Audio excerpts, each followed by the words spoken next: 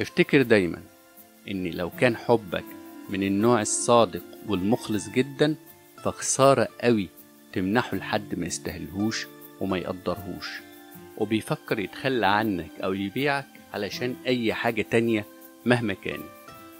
انت نضيف قوي ونادر قوي اليومين دول، فما توهبش نفسك وحبك لشخص ما يستحقهوش مهما كنت هتموت عليه ونفسك تكمل معاه. وتأكد ان هو سابك علشان ما يستهلكش، مش علشان انت ما تستاهلهوش. انت تستاهل حد احسن منه بكتير قوي وانضف منه بكتير قوي، واكيد في يوم من الايام هتقابل الشخص ده وهيقدر حبك ويديك حب اكتر منه، لانك تستاهل اكتر من كده بكتير.